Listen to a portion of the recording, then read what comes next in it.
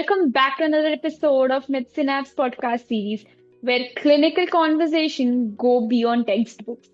I'm your host Hetvi Shah, and today we are diving into a crucial but often under-recognized area of pediatric medicine, which is primary immunodeficiency, a spectrum of over 450 disorders where the body's immune defense is either absent or malfunctioning. And joining us is someone who needs no introduction in the field of pediatric immunology and rheumatology, Dr. Archan, Assistant Professor of Pediatrics in the West Bengal Medical Education Service. He is a super specialist in pediatric clinical immunology and rheumatology from PGI-MER Chandigarh, a PRES emerged fellow from Italy, and among the very few in West Bengal with this rare DM qualification. Dr. Sil's interests span from primary immunodeficiencies to pediatric autoimmune and autoinflammatory disorders. So, Doctor, it is a pleasure to have you with me today and welcome to the show. Good afternoon, everyone. I would like to welcome you all. And today we'll have 15 to 20 minutes of discussion on a topic which the awareness of which is, I think, less amongst the patients as well as the doctors. So we'll discuss how to diagnose, how to pick up, what are the red flags, how should we approach these cases, and how should we treat. So to begin with, Doctor, could you walk us through the key clinical red flags that clinicians that should prompt a clinician to suspect a primary immunodeficiency, especially in pediatric versus adult populations? So nowadays, the primary immunodeficiency, this group of disease is better known as IEI or Inborn Errors of Immunity. So one of the most common finding in this group of disease is recurrent infections. So immunity is the protective system of our body that helps us protect different kind of infections. Like it can be bacterial infections, it can be viral infections, it can be fungal infections, it can be tubercular infections as well.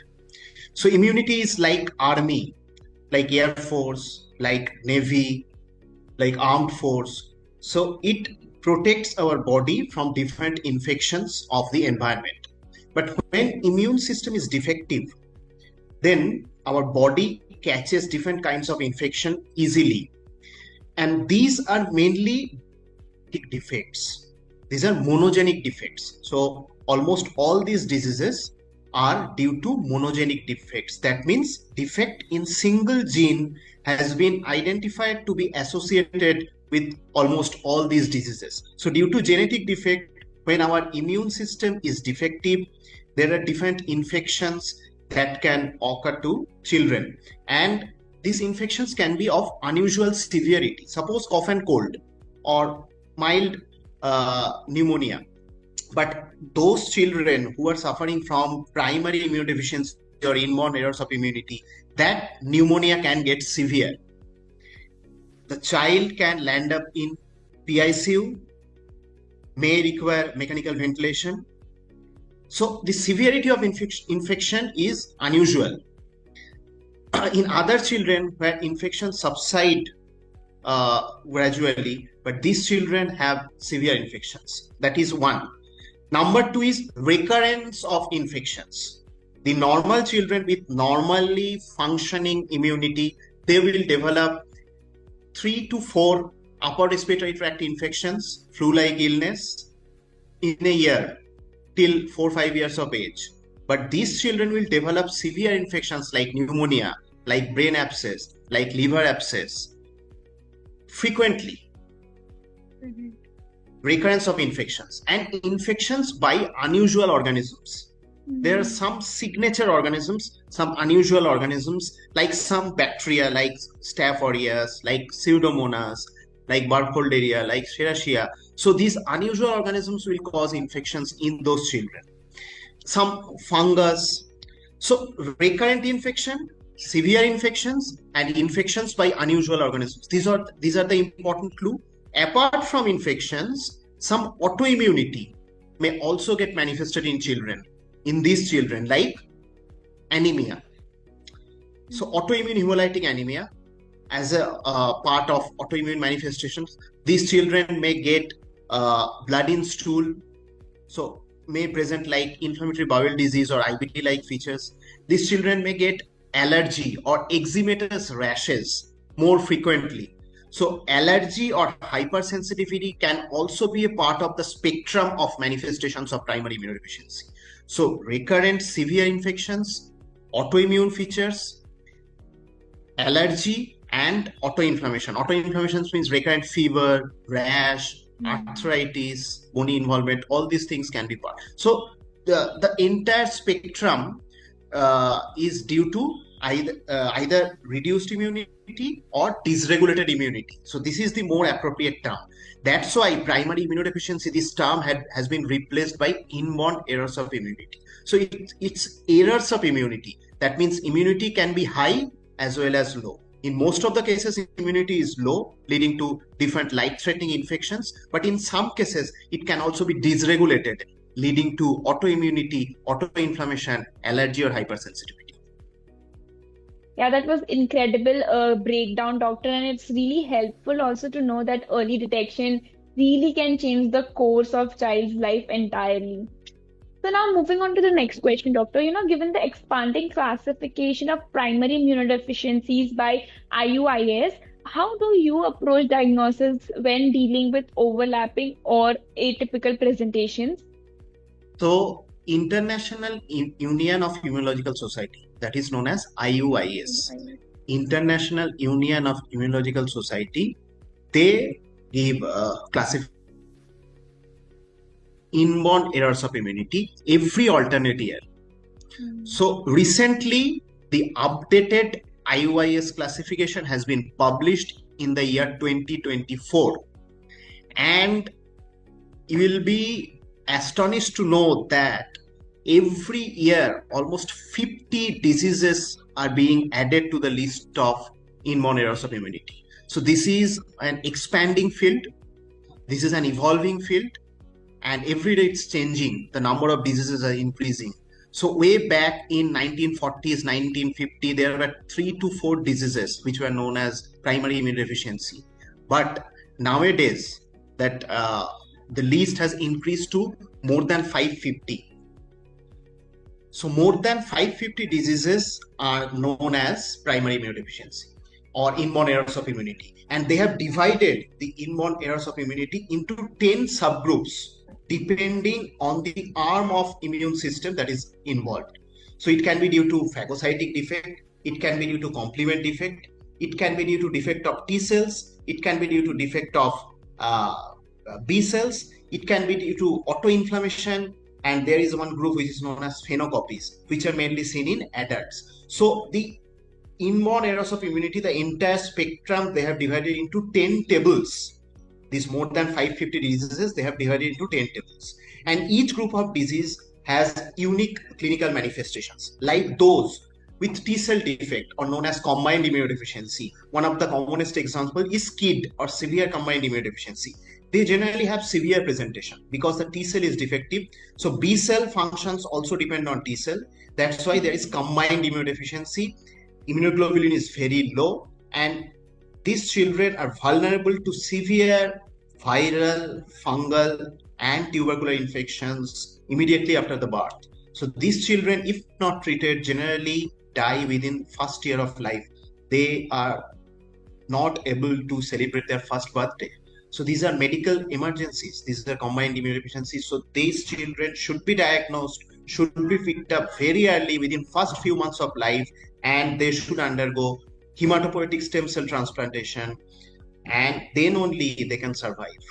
The other group is B cell deficiency or antibody deficiency, which present a bit late. The commonest antibody deficiency, that is the commonest symptomatic antibody deficiency, I would say, that is common variable immunodeficiency, generally present in older children or adolescent or adult age group. And they generally present with recurrent sinopulmonary infections like recurrent ear discharge, recurrent sinusitis, recurrent pneumonia, recurrent diarrhea.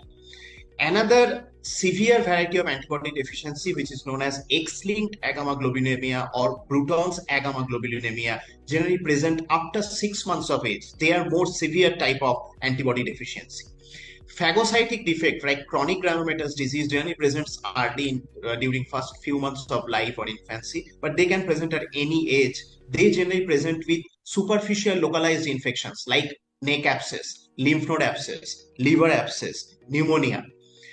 And another phagocytic defect, that is congenital neutropenia, they are also present early during first few years of life, and they present with oral ulcerations, perianal or perineal ulcerations. They can also present with severe GI or respiratory infections. Complement deficiency is another group, and it can be divided into two groups: early complement deficiency, late complement deficiency. Early complement deficiency like C1q, C1r, C1s deficiency, they again present with recurrent pneumonia, recurrent ear discharge, and they can also present with lupus-like manifestations. That means fever, rash, oral ulcerations, joint pain, kidney involvement, or neurological involvement. Late complement deficiency generally presents with severe form of meningitis by some specific organisms like Neisseria meningitis. So this is overall, in brief, the presentation of different groups of inborn errors of immunity. I think it's fascinating to know this pattern recognition also, and it plays such a vital role in the advancements also. So, what role do advanced diagnostic tools like flow cytometry, genetic testings, or next generation sequencing play in the early detection and accurate identification of PIDs in your clinical practice? Yes. So the the clues you should get from clinical presentation, Mhm. and then you should proceed first with baseline investigations like CBC, complete blood count. The CBC can give lot of clues, like leukocyte adhesion deficiency is one type of phagocytic defect, and this can present with increased leukocytic count in the tune of 60,000 to 1 lakh. So generally, the total leukocytic count in children varies from 4,000 to 11,000. But if it gets elevated to the tune of 60,000 to 1 lakh with neutrophilic predominance, so 60,000 to 1 lakh total leukocytic count with neutrophil of 70%, 80%, 90%, if this is the picture of complete blood count, virtually there is no differential diagnosis. It has to be leukocyte adhesion deficiency. So this is the importance of complete blood count and interpretation of complete blood count. If you interpret it correctly, you shouldn't miss a single case of inborn errors of immunity. So this is one important part. Another part is neutrophil count can be low. So neutrophil count can be low in severe congenital neutropenia, in antibody deficiency like X-linked agammaglobulinemia. Again, neutrophil count can be high, not in the tune of 70,000, 80,000, 90,000, but it can be in the tune of 20,000, 30,000, 40,000 in chronic granulomatous disease. So leukocytosis with neutrophilic predominance can be there in chronic granulomatous disease as well.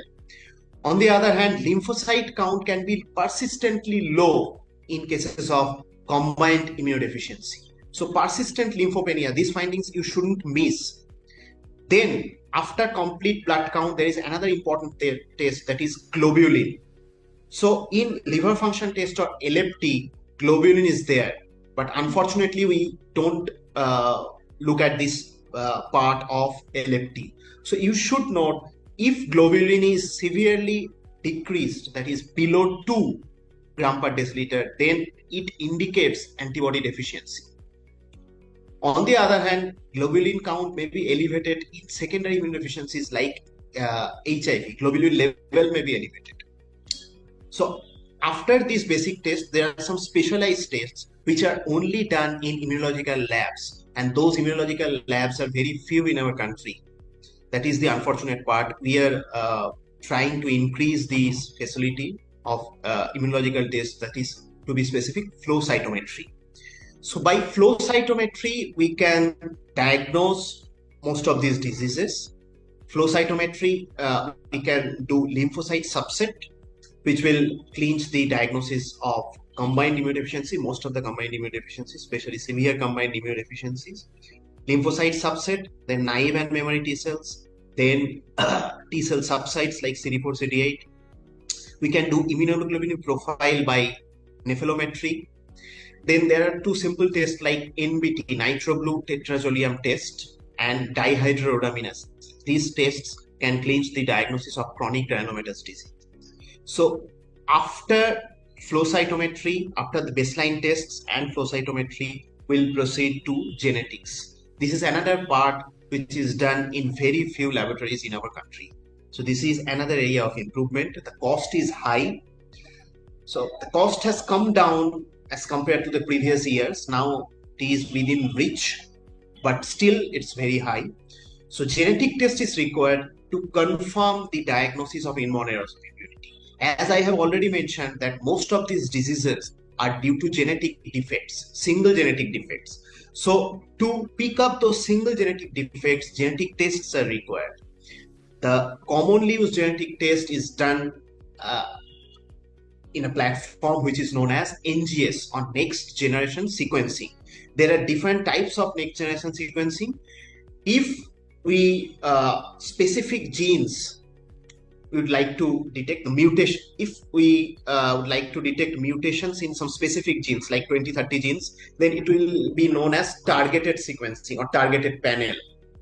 If the number of genes increase to few thousands, then it is known as clinical exome. And if we want to screen the entire exome, that means the coding sequences of human, then it is known as whole exome sequencing. And if we want to screen the entire genome, that means intron and exons, then it is known as whole genome sequencing. So whole genome sequencing we generally don't do because it's very costly, ranging from 80,000 to 1 lakh. But whole exome sequencing, now the cost has come down to 8,000 to 10,000. We can do whole exome sequencing based on our clinical suspicion and laboratory profile. So this is regarding the investigations that we should do in patients with inborn errors of immunity. I think absolutely that is really rightly mentioned by you, and actually diagnostics are truly transforming the way we define and treat these conditions, doctor. So now, doctor, moving on to some management strategies. So can you elaborate on management strategies for common antibody deficiencies such as CVID and IgA deficiency, and how treatment differs based on phenotype and comorbidities?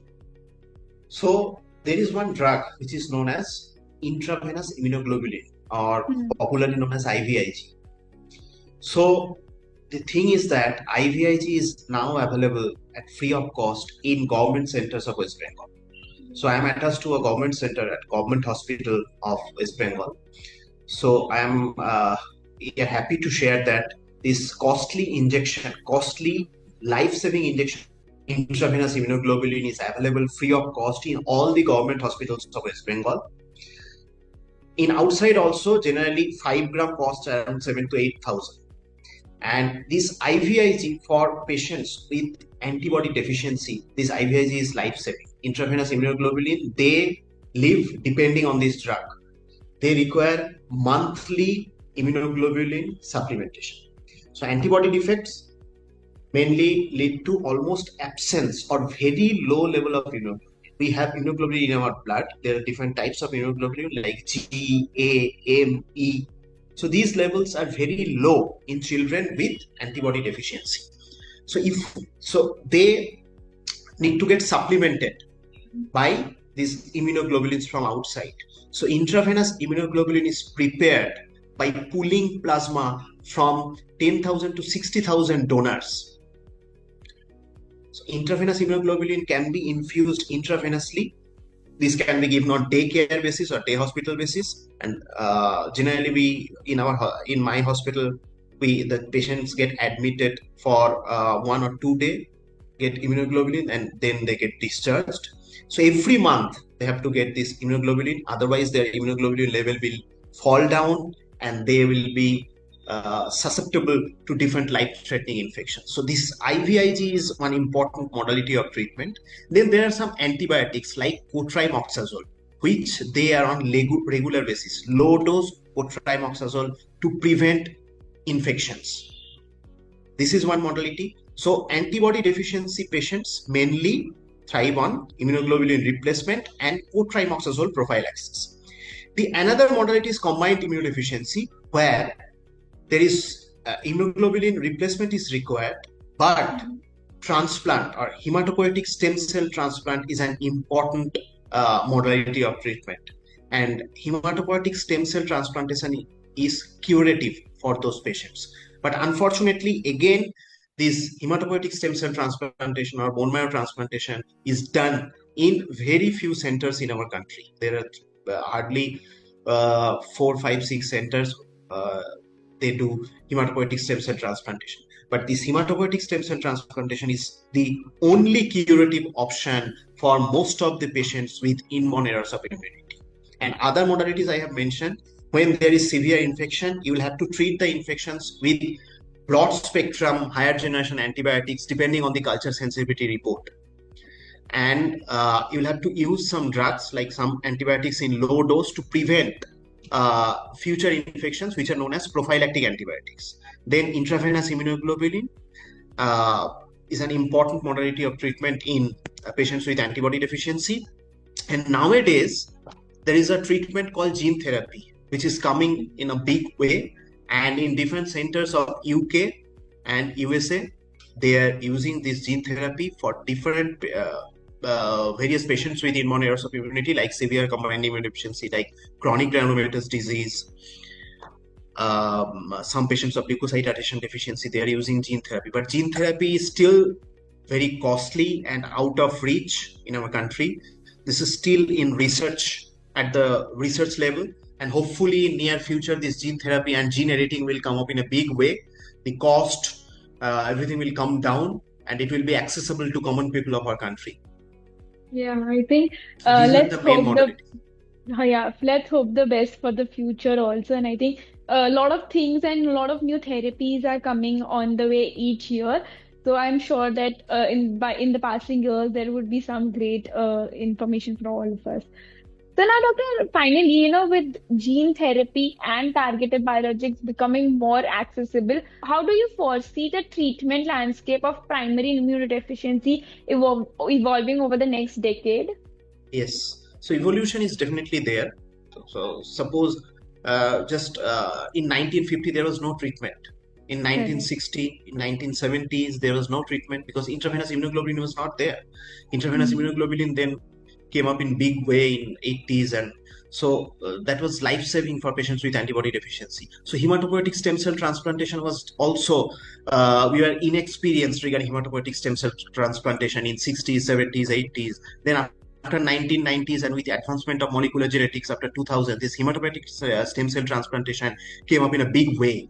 So just like that, gene therapy, we can hope that gene therapy in near future will come in developing countries like ours also, and it will help lot of patients with inborn errors of immunity. Because hematopoietic stem cell transplantation, when you were doing, before doing hematopoietic stem cell transplantation, you were almost destroying the cells, the bone marrow of patients, and then you were giving donor marrow cells, donor stem cells. So these the entire procedure is just like rocket launching. It's not easy. There are different calculations. You will have to prepare the patients for months together.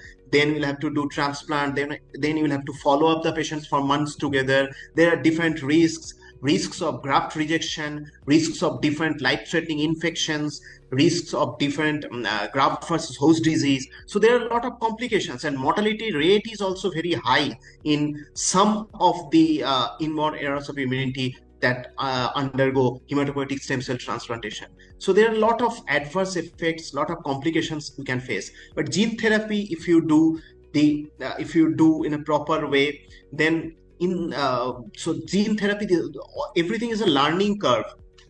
So in learning experience regarding gene therapy, we are still like, but hopefully more and more researches, more and more basic researches will be done, and gene therapy, lot of different avenues of gene therapy will be explored and we can utilize them in different diseases. Already in developed countries like UK, USA, they are using gene therapy for severe combined immunodeficiency, for chronic granulomatous disease, for all different other types of inborn errors of immunity, and they are getting success with Yeah. minimal adverse effects.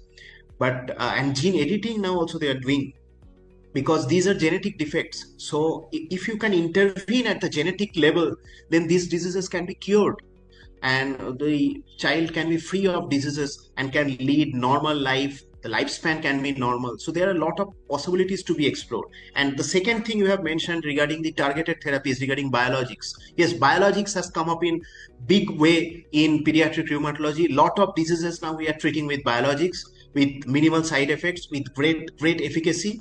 So in inborn error of immunity also, as I have mentioned, that immunological dysregulation or dysregulation of immunity is an important component. So specific targeted biologics against specific cytokines and interleukins can do wonders in some of the diseases with autoimmune and autoinflammatory manifestations. Yeah, I think the future actually looks promising, Doctor.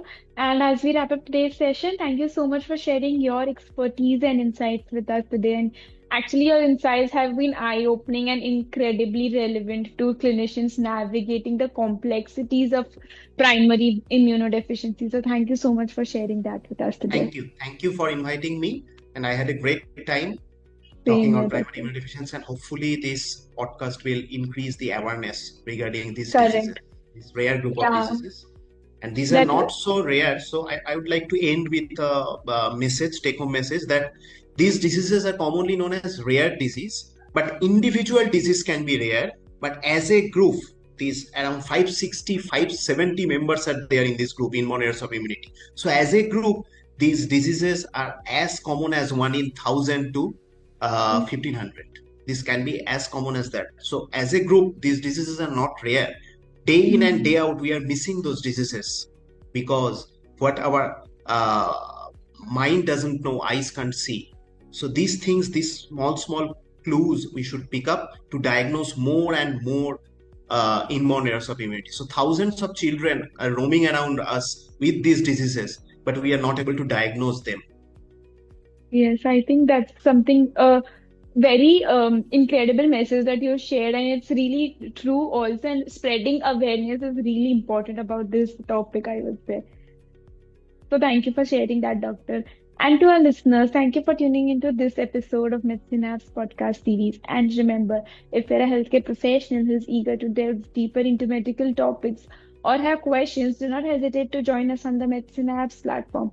Medicine Apps platform is not just a resource, it's a dynamic space where you can connect with your medical peers, participate in meaningful discussions, and contribute to the ongoing evolution of healthcare.